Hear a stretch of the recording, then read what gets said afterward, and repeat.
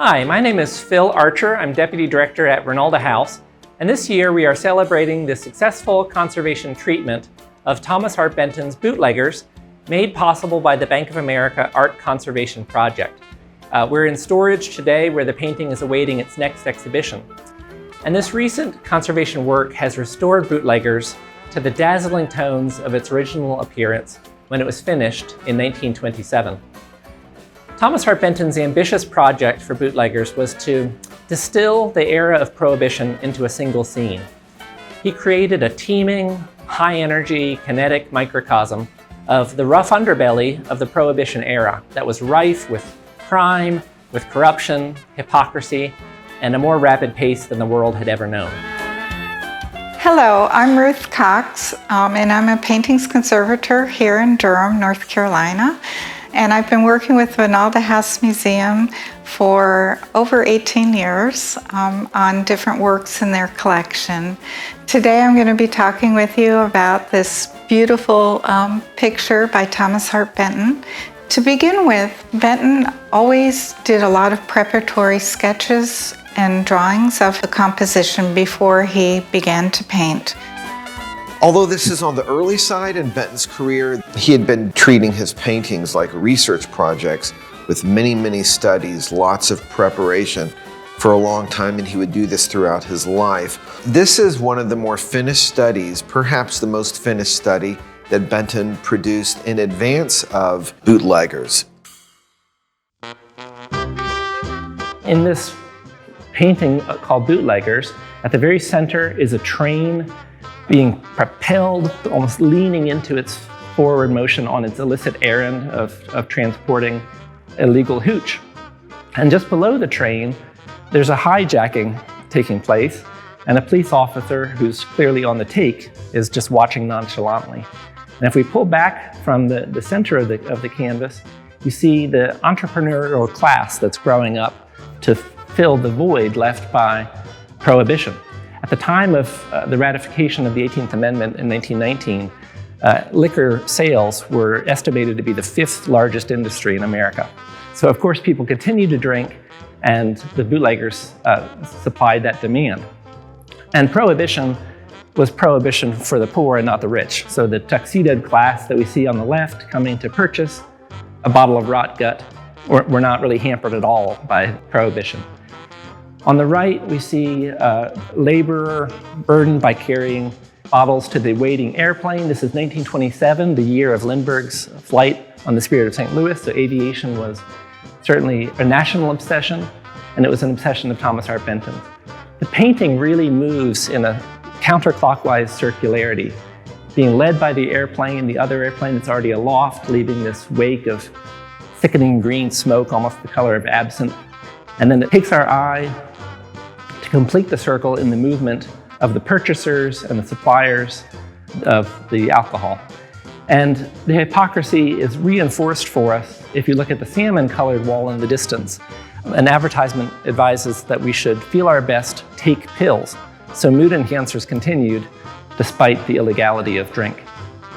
Really what he's interested in is how the parts create a whole, how the vignettes, the isolated episodes, become one narrative. Benton is really interested in storytelling and in kind of democratizing, being somewhat egalitarian about what counts as subject matter in the fine arts in the first place.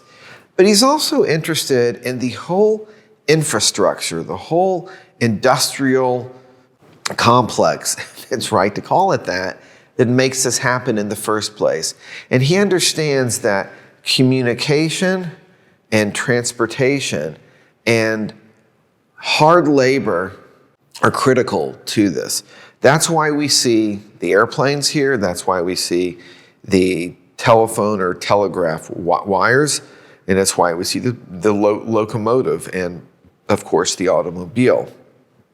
We truly have planes, trains, and automobiles here.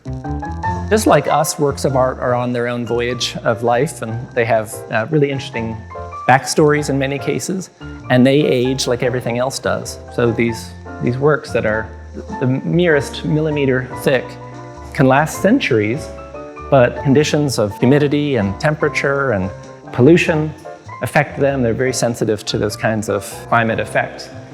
And in the case of Bootleggers, it especially suffered the ravages of age because Thomas Hart Benton mixed media, and in this canvas, 3 different types of paint. So what happened in the 30s when this was exposed to very drastic climate changes?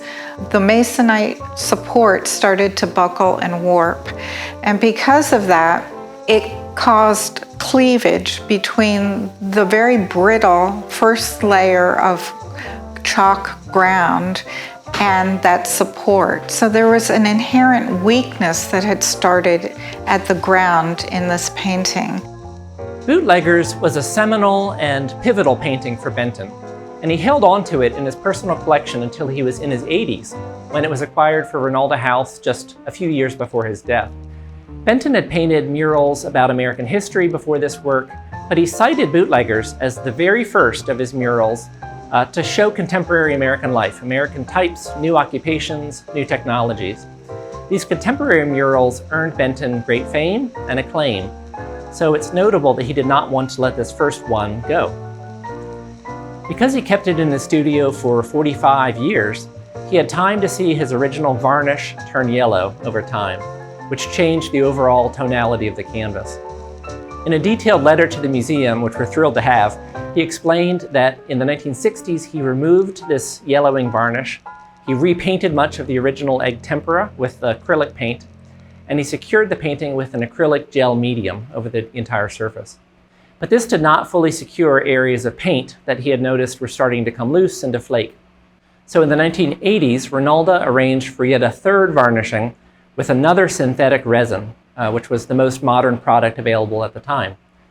This third surface eventually, in turn, had some problems. Scientists learned that over time, this type of resin could become more and more resistant to solvents, and it required ever more stringent solvents in order to be removed.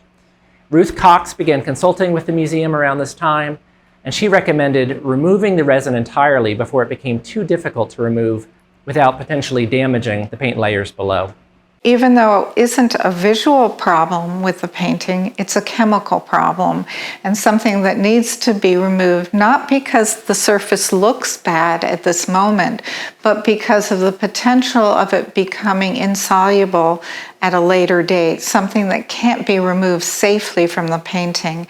And because this layer can absorb dirt and dust and become hazy through time, it was necessary to be able to remove it so it didn't alter Benton's vision through time.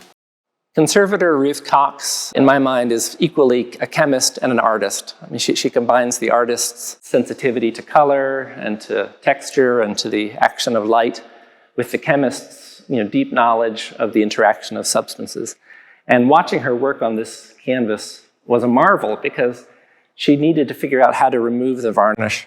And she hit upon the solution of small 2-inch square pieces of synthetic fabric that she injected a solvent through. So she placed, I don't know how many thousands of tiny squares all around the canvas and gently injected the solvent through it, and then was able to peel the varnish off the canvas. And I saw the after effects, and there was no paint whatsoever on the little pieces of fabric. It just peeled the varnish away. This much-needed conservation was funded by the Bank of America in its art conservation project. And this project started in 2010, and it has led to the restoration of nearly 200 works of art in America and around the world. Vincent van Gogh's Starry Night was conserved. Recently, George Seurat's Sunday Afternoon on the Le Grand Jatte has been conserved, and Peter Paul Rubens' Pain-Slaying Abel. So at museums around the world, one by one, paintings are being restored to their original luster and glory thanks to the Bank of America. I definitely in the art. I mean, I love the science, and I love, it's a great tool in our tool bag, knowing and understanding how solvents work and is very important. But the crux of the matter is the piece of artwork and pulling this artwork back together and making it as stable and as true to Benton's vision as possible at this point. It has been through a lot, this picture, but the essence of it is such a fabulous social commentary from this period of time. At the heart of it's the painting, and that's what we're always trying to come back to. Science is just a means to the end.